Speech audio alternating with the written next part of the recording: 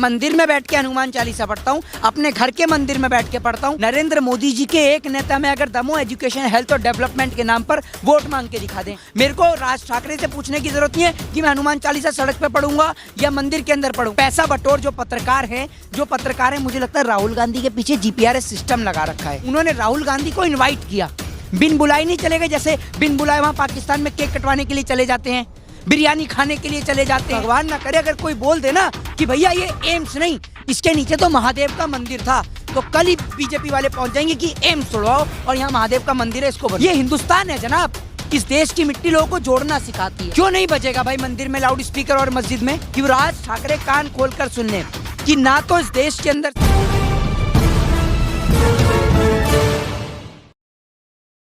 नमस्कार, मैं ज्योतिष चौहान। राज ठाकरे के बयान ने सियासी गलियारों में जो है हलचल फिर से मचा दिया है। उन्होंने साफ तौर से कहा है कि अब जहां भी अजान सुनाई दे, दिखाई दे, वहां पर हनुमान चालीसा का पाठ की शुरुआत जो है वो कर दी जाए। तो हमारे साथ मोहित शर्मा है बातचीत करने के, उनसे बातचीत करेंगे। मोहित भाई, कैसे देखते हैं जो ये बयान सामने आया है? देखिए सर, मैं आपको सबसे पहले बता दूं, राज ठाकरे जो है ना वो बौखला गए हैं।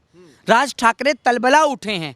राज ठाकरे के पास में जो कुर्सी नहीं है, तो राज ठाकरे मुद्दा ढूंढ रहे हैं हिंदू और मुस्लिम करने का। और इसकी शुरुआत हुई है राज ठाकरे के जो आइडियल जिसको मान रहे हैं ना आजकल, वो मुझे लगता है बाबा योगी आदित्यनाथ हैं। राज ठाकरे को दिखा कि उत्तर प्रदेश में योगी आदित्यनाथ हिंदू वर्सेस मुस्लिम करा के सत्ता की कुर्सी पे वापस रिटर्न आ गए। तो राज ठाकरे ने सोचा कि मैं भी हिंदू और मुस्लिम वाला कार्ड अपना लूं। हिंदू और मुस्लिम के नाम पर, मंदिर और मस्जिद के नाम पे, अजान और चालीसा के नाम पर मैं भी वोट बटोर लूं और एक बार फिर सत्ता में आ जाऊं।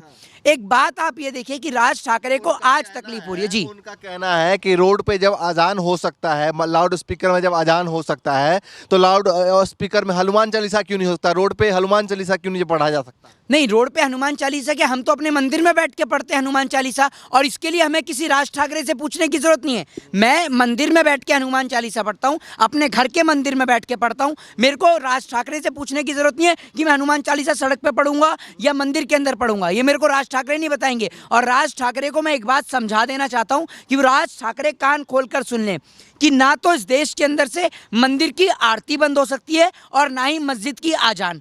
एक बात आप मुझे बताइए, राज ठाकरे कह रहे हैं कि उनको अजान से तकलीफ है।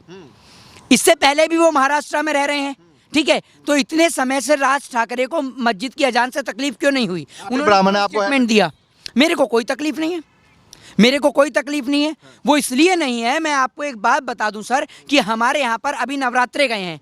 नवरात्रों में हमारे हिंदू भाई जो हैं, हम लोग जो हैं, हमारे यहाँ पे माता रानी की चौकी रखी जाती है और उसमें हम लोग माता रानी के भजन चलाते हैं। तो अगर आज हम मस्जिद से मुसलमानों की अजान को बंद करवाएंगे तो कल को वो लोग हमारे जागरण को लेकर भी कहेंगे।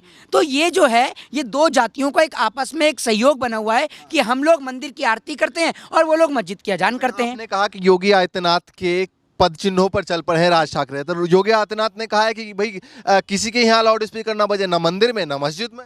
क्यों नहीं बजेगा भाई मंदिर में लाउड स्पीकर और मस्जिद में? ये बताइए।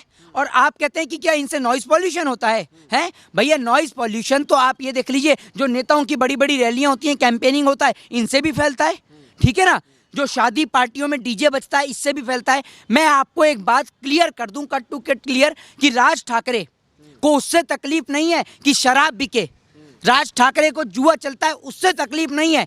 अभी जगह जगह आप चले जाइए, यूपी के अंदर दारू बिकती है, शराब के ठेके पर लंबी लंबी लाइन लगी पड़ी होती है, बहन बेटियों का निकलना मुश्किल हो जाता है, दुर्भर हो जाता है। लेकिन ना तो उत्तर प्रदेश के मुख्यमंत्री और ना ही राज ठाकरे इस बात को लेकर बोलते कि भैया शराब के ठेके बंद करे जाएं।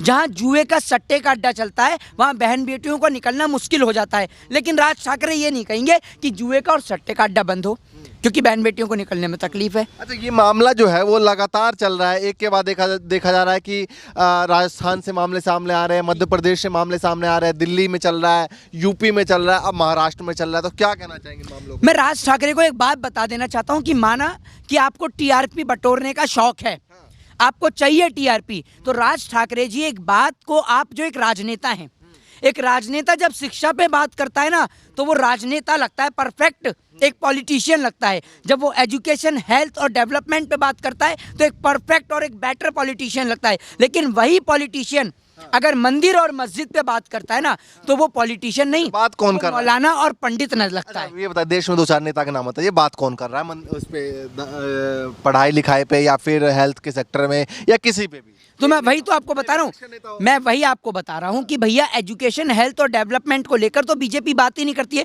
और आपने बात करी विपक्ष की, तो मैं आपको बता दूं कि विपक्ष के अंदर चाहे फिर कांग्रेस पार्टी और राहुल गांधी का, आपने भी देखा, आज भी की ट्वीट देखा होगा उनका, आपने कल परसों का, कि 1 रैंक 1 पेंशन को लेकर, जो देश के जवानों को लेकर उन्होंने ट्वीट किया था। फिर उसके बाद में आम आदमी पार्टी है, स्कूलों को लेकर बात कर रही थी। उधर समाजवादी पार्टी थी, जब इलेक्शन लड़ रही थी तो कह रही थी कि हम लोगों को जो है बच्चों को लैपटॉप देंगे। आपने जिक्र किया, एक नेपाल का वीडियो भी लगातार जो है वायरल हो रहा है, उसके बारे में क्या कहना चाहेंगे? देखिए, मैं एक बात बता दूं कि भारत देश की मीडिया जो है ना, वो आधी अधूरी जानकारी लेके बैठती है। और सुधीर चौधरी जैसे जो टीआरपी बटोर या फिर कह लीजिए पैसा बटोर जो पत्रकार हैं, मुझे लगता है राहुल गांधी के पीछे जीपीआरएस सिस्टम लगा रखा है। राहुल गांधी, वहाँ उनकी एक पत्रकार महिला मित्र थी जो ऑक्सफोर्ड यूनिवर्सिटी से पढ़ी थी, उनके घर में एक प्रोग्राम था, उन्होंने राहुल गांधी को इन्वाइट किया। बिन बुलाए नहीं चले गए, जैसे बिन बुलाए वहाँ पाकिस्तान में केक कटवाने के लिए चले जाते हैं, बिरयानी खाने के लिए चले जाते हैं, ठीक है ना। तो वहाँ पर जो है उस वीडियो को जो है, पहले तो ये लोग दिखा रहे थे राहुल गांधी को कि आलू से सोना वाली बात, जब पता चला कि वो बात तो नरेंद्र मोदी जी ने कही थी खुद, तो अब ये सोच रहे थे कि राहुल गांधी की छवि को कैसे खराब करें। भाई राहुल गांधी वहाँ पर प्रोग्राम में गए थे। और दूसरी बात ये कि कपिल मिश्रा, भारतीय जनता पार्टी के नेता कपिल मिश्रा लिखते हैं कि ये देश के लिए गद्दार हैं, कुछ इस प्रकार का ट्वीट करते हैं। तो मैं एक फोटो आपको दिखा दूं कि जब माननीय वाजपेयी जी, अटल बिहारी वाजपेयी जी, जब वहाँ की जो पाकिस्तान की जो राष्ट्रपति हैं, उनकी जो पत्नी के साथ में, ये हाथ में क्या ये ले रखा है पता नहीं मुझे कि कोल्ड ड्रिंक है या जलजीरे का गिलास है, ये पत्रकार बड़े अच्छी तरीके से समझ लेंगे। तो पत्रकार बताएं कि ये कौन है, ये देख लीजिए, परवेज मुशर्रफ की पत्नी के साथ ये वाजपेयी जी हैं, हाथ में जो ग्लास लेके, देख लीजिए आप। तो क्या ये देश के गद्दार नहीं है? तब तो नहीं बोला किसी भी बीजेपी के नेता ने। भैया आप एक बात मुझे का बताइए, मुद्दा है ना, तो वो तो लगातार वायरल हो रहा है तमाम। एक बात आप मुझे, नहीं तो अभी आपने देखा नहीं, इंडिया टुडे है, इंडिया टुडे ने फैक्ट चेक में अभी इसको क्या लिख के बताया कि ये गलत है, ठीक है ना। क्योंकि राहुल गांधी एक अपने प्रोग्राम में गए थे और वहां पर भाई वो ऐसा तो कुछ कर नहीं रहे थे कि जिससे उनकी कोई छवि को खराब किया जाए। ये तो उनकी छवि को लगातार खराब किया जा रहा है, क्योंकि इसलिए जी 2 चीज दिखाई देती है, जहाँ हिंदुत्व है वहाँ बुलडोजर की बारी भी आ गई है। पहले अजान, रमजान, मुसलमान, तालिबान तमाम चल रहा था, अब बुलडोजर की बारी है। फिलहाल दिल्ली में भी लगातार जो है वो चलाए जा रहे हैं। सरकार मुद्दा विहीन हो चुकी है, सरकार के पास मुद्दे नहीं बचे हैं। सरकार किस नाम पे राजनीति करेगी? सरकार निकल जाए ना। नरेंद्र मोदी जी के एक नेता में अगर दमो एजुकेशन, हेल्थ और डेवलपमेंट के नाम पर वोट मांग के दिखा दें, पब्लिक अपना जूता तैयार करके बैठी है कि एजुकेशन और हेल्थ और डेवलपमेंट पे बात करी, यूपी में भी जीते, धरसा देगी। यूपी में भी जीते। मैं आपको बताता हूँ, धर्म का नशा जो है वो अफीम से भी गंदा है। लोगों को जात पात में बटोर दिया गया, और इसमें सबसे बड़ा फैक्ट ईवीएम का है सर। नहीं तो ये बताइए ईवीएम कि से जीते हैं अगर धर्म का मुद्दा लोगों को भा रहा है तो आपको क्या दिक्कत? नहीं, मेरे को कोई दिक्कत नहीं है, लेकिन मेरे को आप ये बताइए कि अगर धर्म का मुद्दा इस देश को चला सकता तो धर्म पे ही बात कर लेते हैं। आज देश की स्थिति इतनी बदहाल है कि कोई भगवान ना करे, अगर कोई बोल दे ना कि भैया ये एम्स नहीं, इसके नीचे तो महादेव का मंदिर था, तो कल ही बीजेपी वाले पहुंच जाएंगे कि एम्स तोड़वाओ और यहाँ महादेव का मंदिर है, इसको बनवाओ। ये इस कदर देश में मानसिकता लोगों की खराब हो चुकी है। जात पात के नाम पर आज एक बेटा जो है वो रोजगार नहीं पा रहा है, ठीक है ना। देश के अंदर महिलाएं असुरक्षित हैं, रेप, बलात्कार जैसी घटनाएं आए दिन कहीं ना कहीं से सुनने को मिल रही हैं। नहीं तो कह रहे हैं बीजेपी पार्टी कह रही है कि भाई जिसके पास योग्यता है उसको रोजगार है, उसके पास। कहाँ है? अरे आप एक बात बताइए, आप पेपर संभाल नहीं पा रहे हैं, आपके राज्य में पेपर लीक हो रहे हैं, पेपर तो संभाल लीजिए, बच्चों को आप पढ़ने देंगे। और योग्यता, भर्तियां कब से नहीं निकाल रहे हैं आप आर्मी की, ये तो बता दीजिए आप।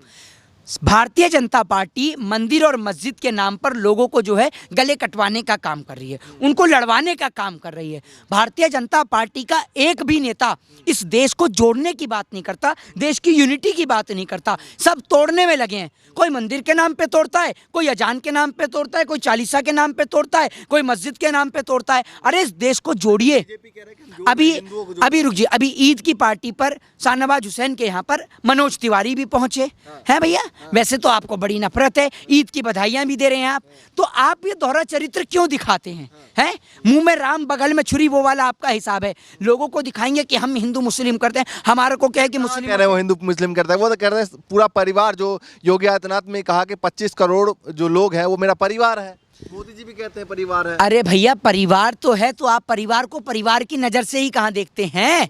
अगर आप परिवार को परिवार की नजर से देखते तो आप मंदिर और मस्जिद का मुद्दा उठाते ही नहीं। आप तो मुख्यमंत्री होने के नाते मंच से खड़े होकर ये बयान देते। सुन लीजिए, मुख्यमंत्री होने के नाते मंच से खड़े होकर ये स्टेटमेंट योगी जी को देना था कि जितने भी हिंदू धर्म के व्यक्ति हैं वो अपनी आरती करें और जितने भी मुस्लिम धर्म के व्यक्ति हैं वो अपनी मस्जिद में अजान करें। और सुन लीजिए, करना है कीजिए, उन्होंने कहा जिसको करना है कीजिए, लेकिन परिसर से बाहर जो है वो आवाज नहीं आनी चाहिए, चाहे वो मस्जिद में हो चाहे मंदिर में हो। मेरी बात तो सुन लीजिए, मेरी बात को तो सुन लीजिए। जब इस देश के अंदर आसपास रहने वाले लोगों को तकलीफ नहीं है तो नेताओं को काहे की तकलीफ? क्योंकि नेताओं को तो अपनी राजनीतिक रोटियां सेकनी है, किसको रोटी सेकनी है तो किसी को पराठे सेकने हैं। अगर योगी जी रोटी सेकते हैं तो राज ठाकरे पराठे सेक रहे हैं अपने राजनीति के। नहीं, अगर दोनों एक साथ निकलेगा तो फिर जहांगीरपुरी बात जैसा मामला होगा, इसीलिए उन्होंने कहा कि भाई दोनों। बात कर रहे हैं आप, कैसी बात कर रहे हैं? 47 से इस देश में अजान और आरती हो रही है। कब हुआ इस देश के अंदर ऐसा, ये बताइए? कैसी बात कर रहे हैं? ये कोई जब सवाल का आपका जवाब नहीं हुआ। नहीं, ये कोई आपका लॉजिकली कोई आंसर का जवाब नहीं हुआ। आदित्यनाथ ने दोनों के लिए कहा है, किसी एक धर्म के लिए तो कहा नहीं है। दोनों धर्म के लिए क्यों कहा है आपने? क्यों कहा है? इसीलिए क्योंकि इस तरीके की लड़ाई ना हो। अरे आप एक बात मुझे बताइए, अगर दोनों ही धर्म के लोग, आप एक बताइए, अभी हमारे यहाँ पर माता रानी की चौकी हमने बिठाई तो भाई वहाँ मुसलमान लोग भी रहते हैं, उनको कोई तकलीफ नहीं हुई क्योंकि अभी ईद पे उन्होंने क्या रमज़ान की अजान भी चल रही थी और फिर उन्होंने नमाज भी पढ़ी, उन्होंने कोई तकलीफ नहीं हुई। फिर मैं आपको बताऊं, बहुत सारी जगह पे कल जब नमाज पढ़कर मुस्लिम भाई निकले आखिरी नमाज पढ़ के ईद की, तो हिंदू भाइयों ने उन्हें शरबत भी पिलाया। ये हिंदुस्तान है जनाब। इस देश की मिट्टी लोगों को जोड़ना सिखाती है, सेकुलरिज्म सिखाती है, लोकतंत्र यही इसी को कहा जाता है। इसीलिए इसको वसुदेव कुटुंबकम का हम लोग नारा देते हैं, अतिथि देवो भव कहते हैं। जी, हमारे साथ मोहित शर्मा थे। लगातार जिस तरीके से बयानबाजी चल रहा है, फिलहाल महाराष्ट्र में जो कुछ चल रहा है उस पर हम बातचीत करते हैं। लगातार जो भी अपडेट आएगा इस मुद्दे पे आपको देते रहेंगे। फिलहाल के लिए नमस्कार।